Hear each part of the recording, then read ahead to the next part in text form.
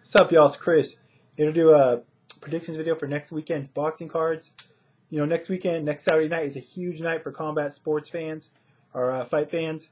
You got the Showtime card, you got the HBO boxing card, as well as UFC 111. So it's going to be a full, just a stacked night of fights. I'm definitely looking forward to it. I'm going to cover the boxing cards in this video, probably do UFC 111 video and drop it either tomorrow or Tuesday. So first up, HBO doubleheader rematch, first fight of the night.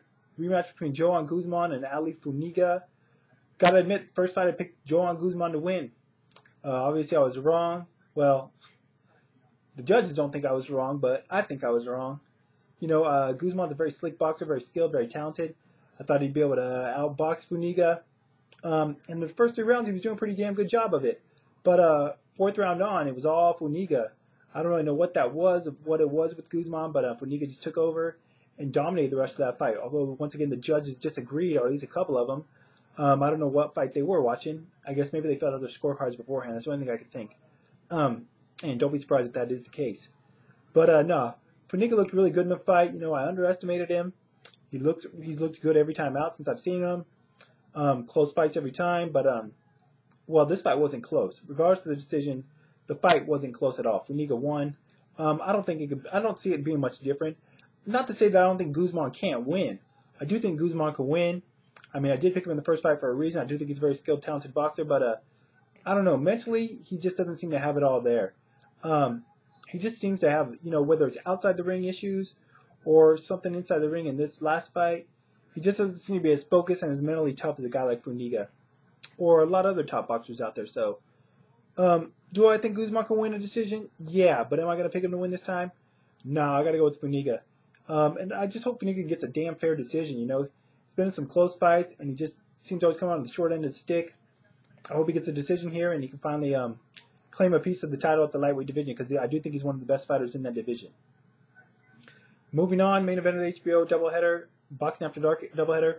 Got Marcos Maidana against Victor Cayo. I believe this is for an interim title at 140. Looking forward to this fight. You know, I haven't seen a whole lot of Cayo. I know a lot of people haven't.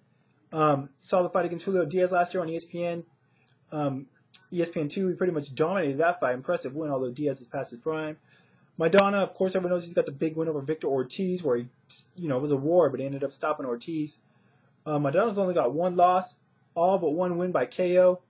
Obviously, it'd be an understatement to say the guy's a big hitter. As for Cayo, he's undefeated. But once again, I haven't got to see a whole lot of him. He does have a height advantage in this fight. Not sure about the reach, I would imagine so. Has a speed advantage, definitely.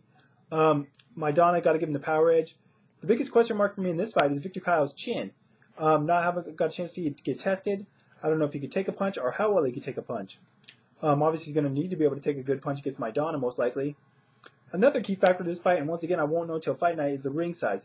If it's a small ring, I definitely favor Maidana. Or I don't know if I necessarily favor him to win, but I do think he has an advantage. If it's a bigger ring, I definitely think that it favors Victor Cayo. Because Cayo's more of a boxer. Maidana obviously is a slugger and a power guy. So if it's a smaller ring, obviously Maidana's going to be able to better track him down and, you know, unload those bombs. Whereas if it's a bigger ring, Cayo can use his speed, elusiveness, and skill to just try to outbox and, you know, not get caught up in any exchanges, not get caught in any corners or any dangerous positions or in the ring. You know, it's hard for me to make an accurate prediction or what I think is going to happen, once again, because I haven't seen a lot like Cayo. But I am going to predict him to win this fight. I do think he's the better boxer of the two. Once again, unless he gets caught. You know, he can get caught and he can get hurt. But I don't know what his chin's like. He may have a glass chin for all I know. Who knows? This fight's going to definitely show what he is or isn't made of. But I do think he's just going to use his speed and his technical skills. You know, when I watched him fight, his style somewhat reminded me of Roy Jones. Now, don't get me wrong. I'm not saying he's young Roy Jones, even on that level. But that sort of a style, similar to Andre Ward as well. And that's a style that I think, if you have the talent to employ it, that's a style that I think can beat Maidana. Because Maidana's a little slow, a little flat-footed, doesn't have the speed. You know, he's easy to hit. He got hit quite a few times by Victor Ortiz. You know, granted, he showed a lot of heart, a lot of chin, and a lot of great conditioning to be able to get up and continue and win that fight. But I think a guy like Cayo, I think he's got the style and the skills to win this by decision. So if I got Victor Cayo by decision. Won't be surprised if Maidana's able to catch him and knock him out. But I'm going with Cayo to win this, or Cayo, however the hell you pronounce it. We'll find out on Saturday night for sure. But I'm going with Victor to win this fight by unanimous decision. All right, on to the other big fight, or the big fight of the weekend, boxing-wise. On Showtime, part of the Super 6 tournament, you got King Arthur Abraham against Andre the Matrix Dirrell. Now, this is a tough fight to call as well, you know. Abraham's coming off that last second TK or KO win, I should say, over Jermaine Taylor in the first round of the tournament.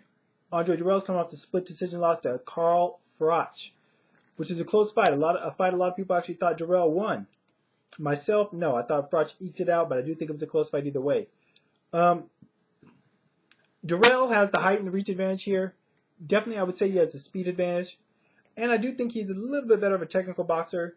Abraham got the power advantage. Big fight experience advantage, you know. Probably a little bit, well, I don't want to say confidence. That's hard to say. Andre Dirrell is a very confident fighter as well. You know, Andre Dirrell, I've been talking to him recently on the radio show. He said in that Froch fight, you know, he wasn't himself building up to the fight. Talked a lot of trash. Said he wasn't really into himself going into the fight as well. Kind of just a lot of focus. If that's why he lost the fight, I don't know. That was a close fight, you know. But I think if he fights the way he fought against Froch, against Abraham, if he fights that way against Arthur Abraham, he loses. He definitely loses. Now, he could definitely win this fight. He's, like I said, he's got a lot of advantages. Not to mention, he is fighting in Detroit, which I believe is his hometown, or he's from around that area. So, he may have a bit of the judges and the crowd in his favor. Not to say that it's going to be a bad decision if it makes it that far. As for Arthur Abraham, undefeated fighter, you know, looked good in Jermaine Taylor win even before the knockage or the stoppage late. Got a really good defense, tight defense, someone like a Joshua Clottey and a Winky Wright, except for he's more offensive, throws more punches than Clottey, and he's got more power than Winky Wright. Abraham's got a good stiff jab, good power. When he's on the offense, man, when he lets his offense go, when he gets into it, he's a bit of a late start or slow starter. Mid-rounds, he usually starts to turn it on. Once he gets it going, though, man, he's a really exciting and entertaining fighter to watch. Tough fight to call. Really tough fight to call for me. But I'm going to go with Arthur Abraham. Now, do I think Andre Dirrell will win this fight by outboxing Arthur Abraham for 12 rounds? I do think he can do it. And I won't be surprised if he does it by any stretch of the imagination. But I don't know. I don't know if I'd say I'd like to, but I usually go with the proven commodity. And in this case, it's Arthur Abraham for me. Andre Dirrell did equate himself pretty well in the Froch fight, but at times he did some things that were very frustrating. I think if he would have been more assertive in that fight, he probably could have pulled out a decision, but he didn't. Arthur Abraham has shown me nothing in the ring to doubt him. I mean, watch the Miranda fight. He got his freaking jaw busted and still fought on, no regards to the decision was just or not. And, you know, the judge and the referees in that fight and whatever else were played factors, he fought 12 rounds with an effed up face. So, you know, no questioning his heart or his determination in there. So, that being said, I'm going to go with Arthur Abraham. You know, I was thinking about going with the TKO because I do think he's got the power to hurt Dirrell and stop him. But Dirrell, I think if he gets hurt, I think he might go into survival mode. Not saying he will, but I do think it's a possibility. I think he'll just try to stay away, which, you know, isn't necessarily a bad decision. A bad decision if you do get hurt. But I do think it's going to be a close fight. Could even see a split decision. But either way, I'm going to go with Arthur Abraham by decision. And what should be a pretty damn entertaining, well, I don't want to say entertaining, but just a very compelling fight to watch. I do think it's going to be very compelling, especially when it gets to the judge's scorecard if it gets to a decision. That's one of the most tense parts of a fight, in my opinion, especially when it's close. So, anyways, looking forward to it. I'll probably be back on Sunday to talk about these fights afterwards. Be sure and check out the websites. As always, there will be bloodfightshow.com, leaveitinthering.com, istandandfight.com, my Twitter if you're interested, links in the information part. No radio show this week, unfortunately. 97 of us going to be on vacation, but we did have a radio show recently where we had both Arthur Abraham and Andre Dirrell on the same show.